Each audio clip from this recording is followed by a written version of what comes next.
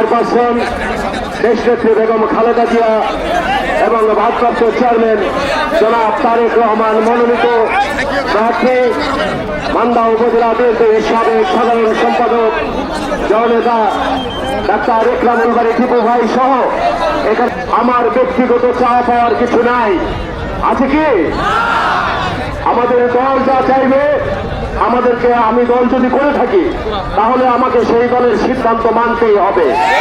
আমি ছাত্র দলের রাজনীতি করেছি, তাই আমি মান্দার ছাত্র দলের প্রতিটা নেতা কর্মীর কাছে অনুরোধ করব, আমি যুব দলের রাজনীতি করেছি, তাই আমি যুব দলের প্রতিটা নেতা কর্মীর কাছে অনুরোধ করব, সেই সাথে আমি আপনাদের ভোটে নির্বাচিত হয়ে আজকে জেলা বিএনপিতে একটি ক্ষুদ্র কর্মী হিসাবে বিএনপির প্রতিটা নেতা কর্মীর কাছে অনুরোধ করব, সংগ্রামী ভাইরা, এখানে যে প্রার্থী ঘোষণা হয়েছে এই প্রার্থী এই মুহূর্ত পর্যন্ত দেশ নায়ক তারেক রহমান কেন্দ্রীয় বিএনপির চূড়ান্ত প্রার্থী। ভাইকে আমরা সবাই মান্য উপজেলা বিএনপি তারেক রহমানের ভাই আমরা কখনো যেতে পারি না। আমাদের নেতা ইকরামুল বারী টিপু ভাই এটা নিশ্চয় করে দিয়েছে।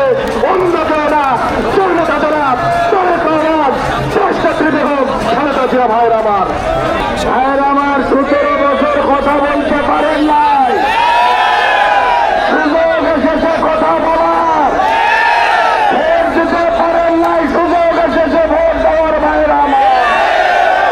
12 ফেব্রুয়ারি ধানের শীষে ভোট দেবে, 12 ফেব্রুয়ারি ধানের শীষে ভোট দেবে।